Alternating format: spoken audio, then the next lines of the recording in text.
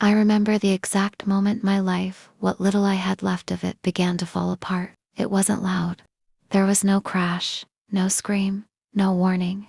Just a smile. A quiet, polite, almost forgettable smile. From a young woman standing in my doorway. "You must be Mrs. Whitmore," she said gently. Her voice soft as if it carried no weight at all. "I've heard so much about you." But the way she looked at me, not through me, not past me, but directly into me, it felt like she already knew everything I had spent 40 years trying to bury. My son Daniel had called earlier that afternoon. "Mom," he said, a little too casually, "I'm bringing someone over tonight. Someone, at my age, you learn to hear what people don't say." That someone wasn't just anyone. I could hear it in the way his voice tightened, like he was holding something fragile between his words. I didn't ask questions. I rarely did anymore. I simply set the table for 3. The house was too quiet before they arrived. It always was. Since my husband passed 5 winters ago, silence had become my only real companion. It settled into the walls, crept into the corners, sat across from me at dinner. I had learned to live with it, or at least, I thought I had, until the doorbell rang. When I opened the door, Daniel stood there with that boyish smile he never quite outgrew, and beside him, she stood still, composed, watching. "Mom, this is Emily," Daniel said. We're engaged." Engaged. The word should have filled me with joy. It should have. Instead, something cold moved quietly through my chest. Not fear, not yet. Just recognition without memory. "I'm so happy to finally meet you," Emily said. Stepping forward, she extended her hand. I hesitated just for a second too long. Her fingers were warm when they touched mine. Mine were not. Dinner began like any other polite evening. Plates passed. Glasses filled. Small talk carefully placed between us like fragile china. Emily was exactly what any mother would hope for. Well-spoken, attentive, respectful. Too respectful. She asked about my health, my routines, how I spent my days. Questions that sounded kind but felt precise, measured, as if she wasn't learning about me, but confirming something she already knew. "And how long have you lived in this house?" she asked, cutting her food slowly. "Nearly 42 years, I replied. 42, she repeated, almost thoughtfully. "That's a long time to keep memories in one place." Her eyes lifted to mine. There it was again. That look. Calm on the surface, but something else underneath. Something deliberate. Daniel didn't notice. Of course he didn't. He was too busy talking about work, about plans, about a future that suddenly felt like it didn't belong in this room anymore. I nodded when I was supposed to, smiled when expected. But my attention kept drifting back to her. To the way she held her glass without drinking. To the way she watched me when she thought I wasn't looking. To the silence she allowed to linger just a moment too long. Then it happened. So small.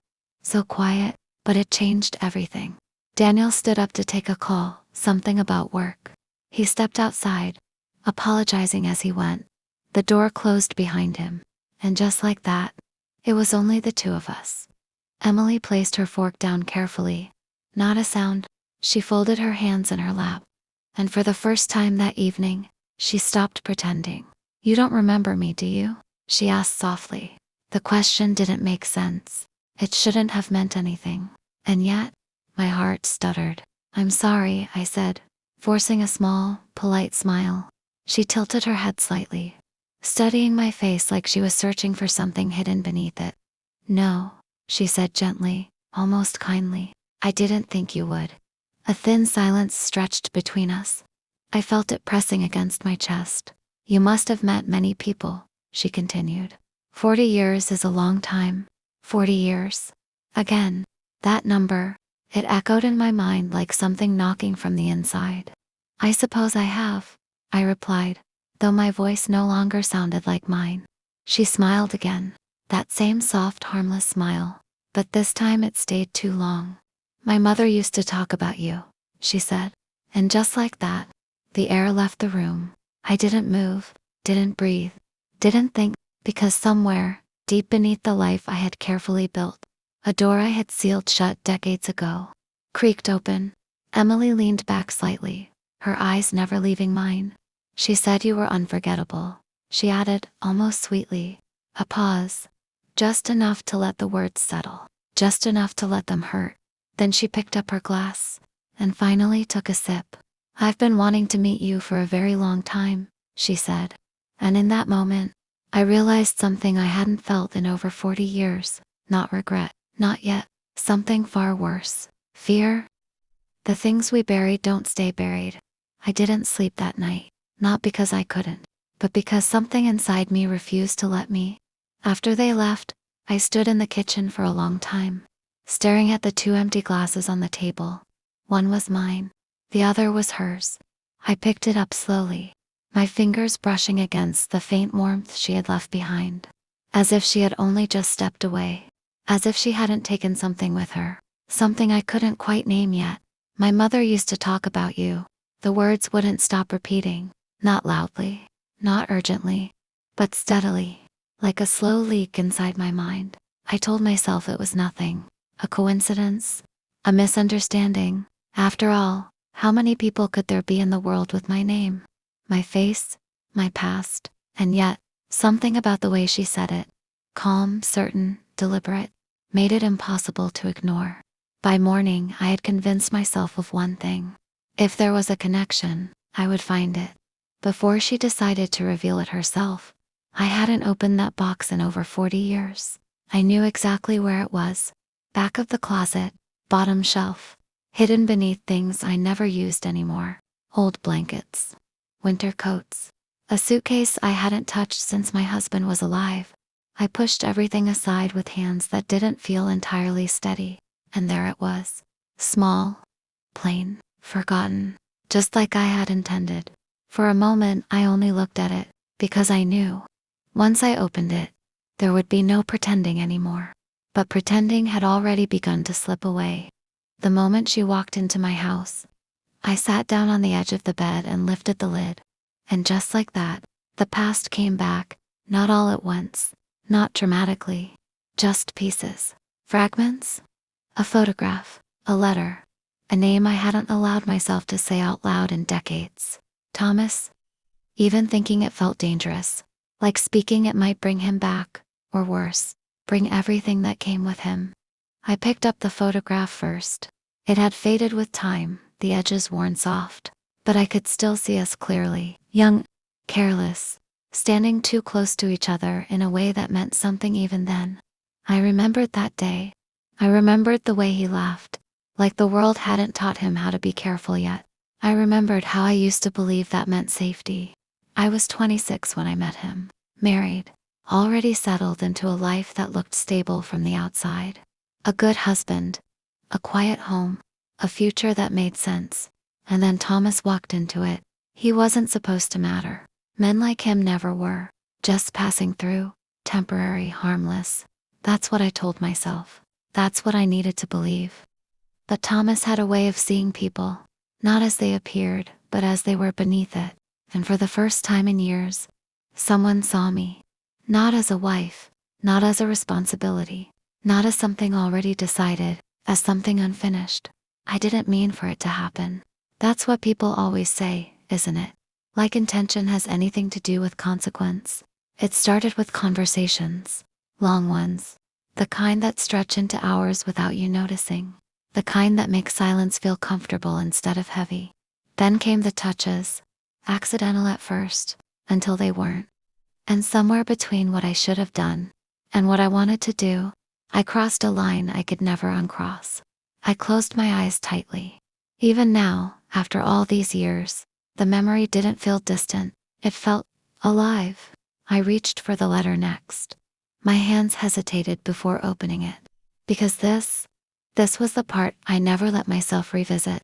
The paper had yellowed, the ink slightly faded, but his handwriting was still unmistakable.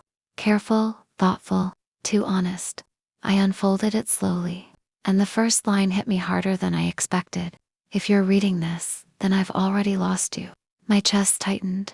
I hadn't thought about this in years. Not truly. Not like this. We didn't end because we stopped loving each other. That would have been easier. Cleaner. We ended because I chose to.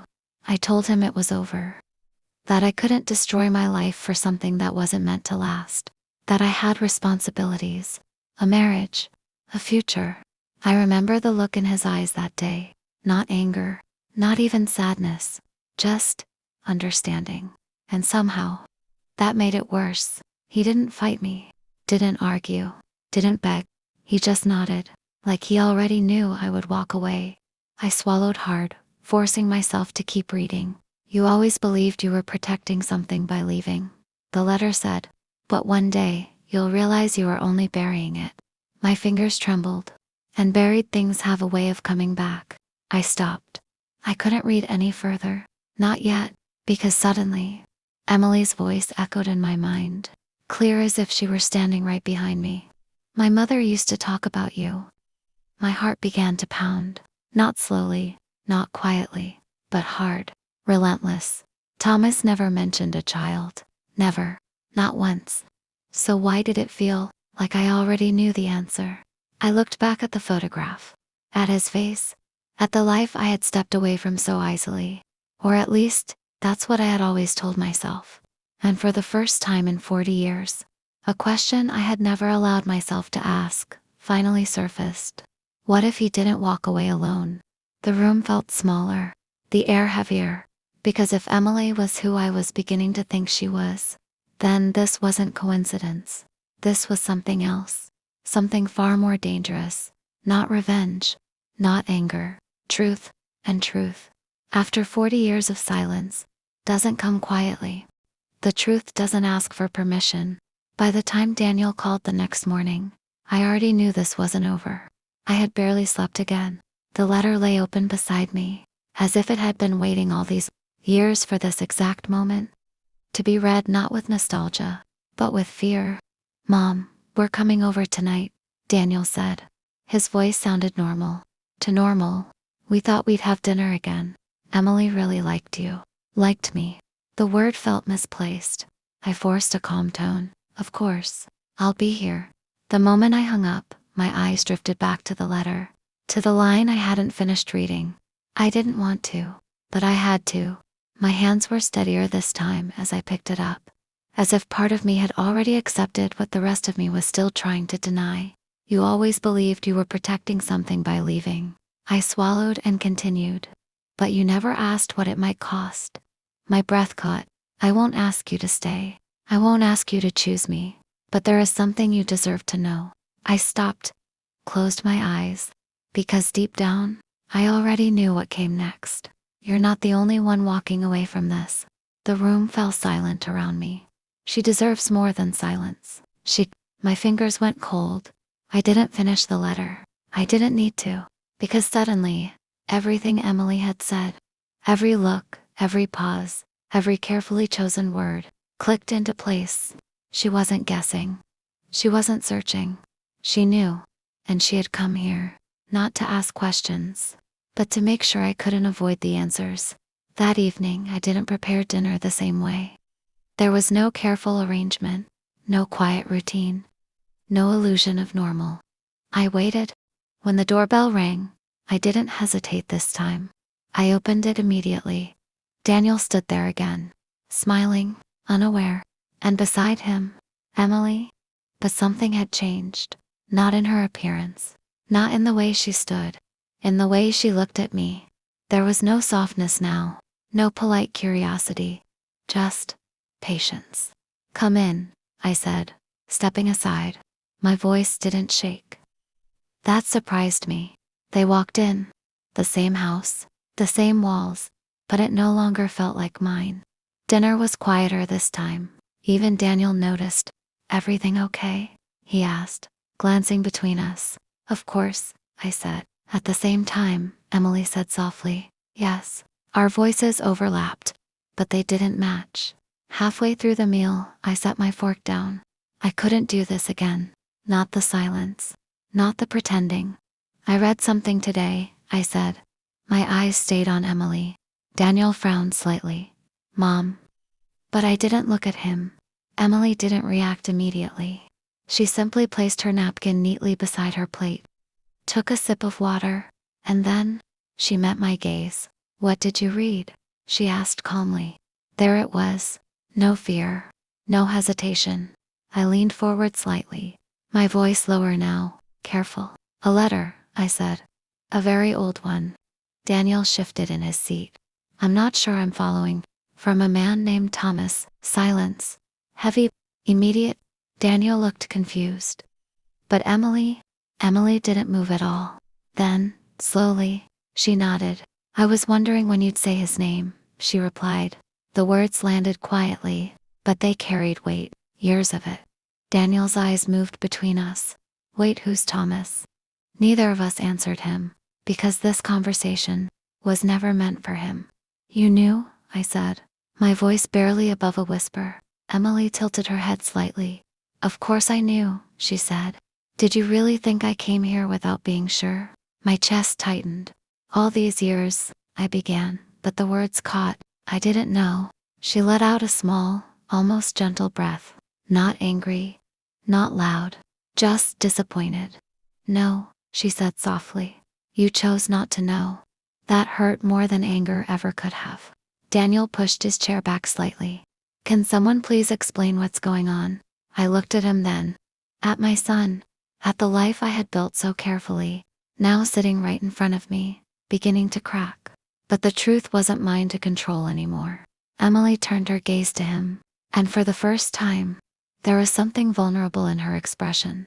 "Daniel," she said gently, "there's something about your mother that you don't know." My heart pounded. Hard, fast, relentless. "Emily," I said sharply. But she didn't stop. "She knew my father," she continued. Daniel frowned. "Okay?" And Emily's eyes flickered back to me. One last chance. One last moment to say it myself. I felt it. The weight of it. The truth sitting at the edge of my lips. After 40 years of silence. But I couldn't. And she knew I wouldn't. So she did it for me. "She didn't just know him," Emily said quietly. A pause. Just enough to break something inside me. "She loved him?" The room went still. Daniel stared at me, waiting, searching my face for something, anything that would make this make sense. But I had nothing left to give him, because Emily wasn't finished. "And she left him," she added.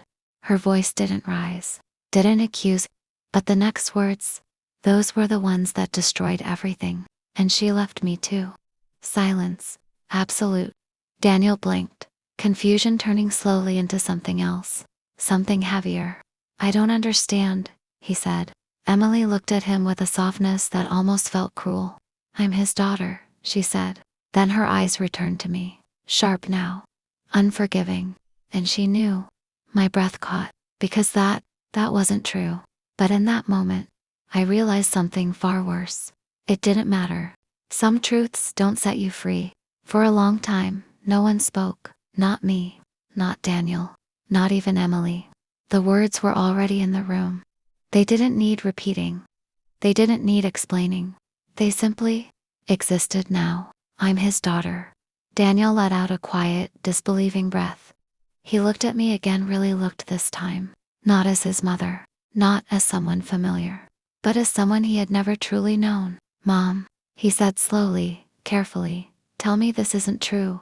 There are moments in life where silence is safer than truth. This wasn't one of them. I could feel it. 40 years of carefully built lies, not spoken lies, but chosen silences, collapsing all at once. "I didn't know," I said. My voice was quiet, honest. "Too late." Emily let out a small breath, almost like a bitter laugh but softer, controlled. "That's the part you keep holding on to, isn't it?" she said. "That you didn't know." I looked at her, really looked this time. Not as my son's fiancée, not as a stranger, but as a consequence. "I didn't," I repeated. She nodded slowly. "I believe you," she said. And somehow, that hurt more. Daniel ran a hand through his hair, pacing slightly now. "This doesn't make sense," he muttered. You're saying Mom had an affair, and you're what, his daughter?" "Yes," Emily said calmly. "And you knew this?" he asked, turning sharply to her. There it was, the fracture. Emily didn't answer immediately. She glanced at me first, then back at him. I found out a few years ago, she said. My father kept everything. My chest tightened. The letters, the photographs, the life I had walked away from. He had kept it all. I wasn't looking for her, Emily continued. I wasn't trying to find anyone. Her voice remained steady, but there was something beneath it now. Something heavier. But once I knew, she said, I couldn't ignore it. Daniel stared at her. And you didn't think to tell me? He asked. That question wasn't just confusion. It was hurt. Emily swallowed. For a long time, I didn't know how, she admitted. And then, I met you. Silence again. But this time, it felt different, sharper. I didn't plan this, she added quickly. I didn't know who you were at first. Not until later. Daniel's voice dropped. Later, Emily nodded. After I met your mother. All eyes turned to me again. Because suddenly, I wasn't just part of the past. I was the center of it. I recognized her, Emily said quietly. From the photos, I closed my eyes for a brief moment. So that's why. That look, that certainty, and you still didn't say anything? Daniel asked, his voice rising slightly now. Emily shook her head. I needed to hear it from her. The room felt too small now, too tight, like there wasn't enough space for all the truth pressing in. But she didn't say anything, Emily added. No, I hadn't. Because I had spent 40 years believing silence could protect me, and now, it had destroyed everything instead. Daniel turned to me slowly. His expression had changed. The confusion was gone. So was the softness. Is there anything else? He asked. The question landed heavily, because the truth was never just one thing. I hesitated, just for a second, and that was enough. Daniel saw it. His face hardened. Of course there is, he said quietly. Emily didn't speak. She didn't need to, because this was mine. I left him, I said. My voice felt distant now. Detached. I chose my life here. My marriage, my responsibilities. Daniel didn't react. He just listened. I told myself it was the right thing to do, I continued. That it would hurt less. For everyone. A small bitter smile touched Emily's lips. Did it? She asked. I looked at her. At the years I had missed. At the life I had never known. No, I said. The honesty came to Isley now, because there was nothing left to protect. I thought about him, I admitted, more than I should have, longer than I allowed myself to admit. Daniel's voice cut through softly. And you never wondered if he had a family, a child? I didn't answer immediately, because the truth wasn't simple. I didn't let myself wonder, I said finally. Emily nodded slowly. Exactly. Not cruel, not loud, just final. Daniel stepped back slightly, as if needing distance from both of us. From the room? From the truth? So what happens now? He asked. No one answered, because there was no version of this where everything fit back together. Emily stood up first, calm, composed, like she had expected this all along. I didn't come here to destroy anything, she said quietly, but we all knew that wasn't entirely true. I just wanted the truth to exist. Somewhere other than in my father's letters. My chest tightened at the mention of him. Does he know? I asked softly. Emily paused, then shook her head. He died 3 years ago. The words hit harder than I expected. Gone. Any chance of explanation? Any chance of apology? Any chance of anything? Gone. I thought you should know, she added. I nodded slowly, because there is nothing else left to say. Daniel looked between us one last time. Then he spoke. I don't think I know either of you anymore. It wasn't loud, it wasn't dramatic, but it was enough. He walked to the door, stopped for a moment, as if he might turn back, but he didn't. Emily followed him. Not immediately. She lingered for just a second, long enough to look at me one last time. There was no anger in her eyes, no satisfaction, just distance. Some things don't stay buried, she said softly. Then she left, and just like that, the house was quiet again. But it wasn't the same silence. This one wasn't familiar. It wasn't comforting. It was empty. Completely. I sat down slowly, the weight of everything settling in. Not all at once, but enough. 40 years, one decision, and in the end, I hadn't protected anything. I had only delayed the moment it all came back. And when it did, it took everything with it. The end.